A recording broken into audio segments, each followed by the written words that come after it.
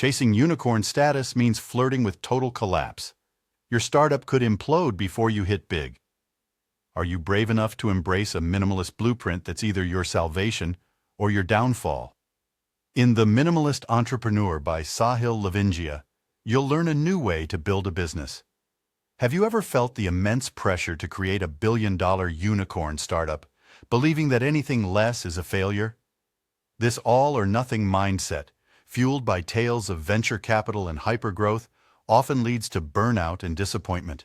It forces founders to chase growth at all costs, frequently losing sight of the customers and the problems they originally set out to solve.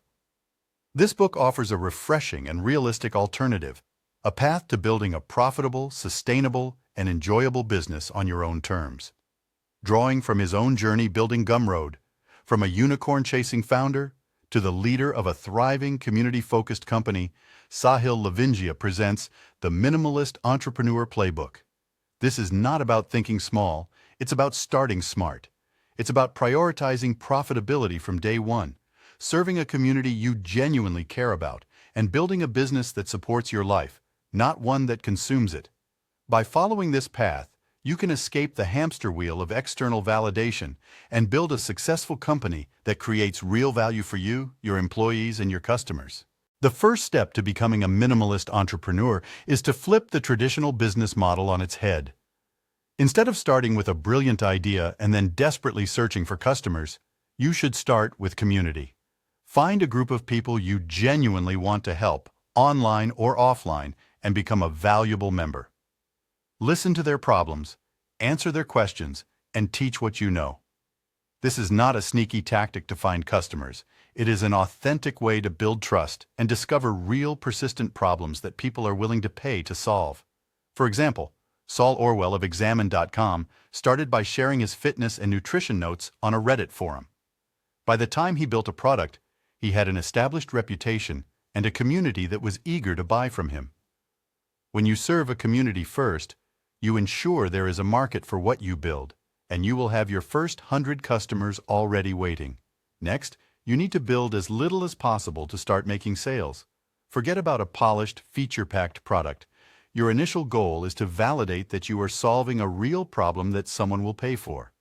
Lavingia recommends starting with a manual valuable process. This means you solve the problem for your first few customers by hand.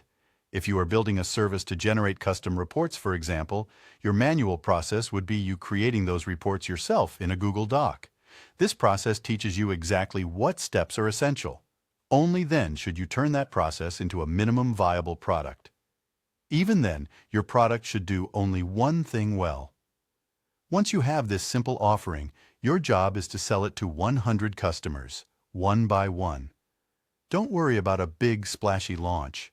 That comes later, as a celebration of your success. For now, focus on direct sales, starting with your friends and family, then your community. Treat every conversation as a chance to learn and refine your product.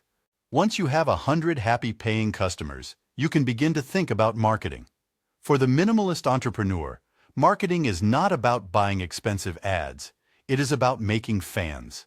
People connect with people, not faceless corporations, so the most effective marketing is simply you sharing your journey.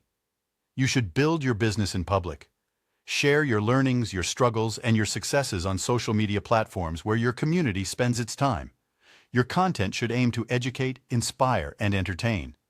This approach builds an audience of people who are invested in your story. As you build this audience, your most important goal is to convert followers into email subscribers. Unlike a social media following, which can be taken away by an algorithm change, you own your email list. It is your direct line of communication to your most dedicated fans, who will eventually become your customers and your biggest advocates. Building on this, the final stage is to grow yourself and your business mindfully. The key to long-term success and freedom is profitability. Profitability is your superpower because it gives you infinite runway and the confidence to make decisions that align with your values, not the demands of outside investors. To stay profitable, you must keep your costs low. Avoid a fancy office, hire software and freelancers before full-time employees, and only spend money to accelerate what is already working. As you grow, You need to build the house you want to live in by defining your company culture early. Your values should be clear and opinionated, attracting the right people and repelling the wrong ones. At GumRoad, for example, a culture of transparency and autonomy means everyone is empowered to act like a CEO, which attracts highly independent and proactive people. By focusing on profitability and culture, you can build a resilient business that you actually enjoy running. The main takeaway of the minimalist entrepreneur is that you do not need to chase venture capital or build a billion-dollar unicorn to be a successful and impactful entrepreneur. A better, more sustainable path is to start small, serve a specific community you care about, and focus on profitability from day one.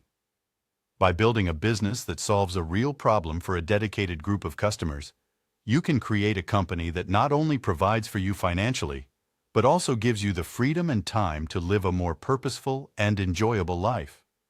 This approach transforms entrepreneurship from a high-stakes gamble into a fulfilling and accessible journey.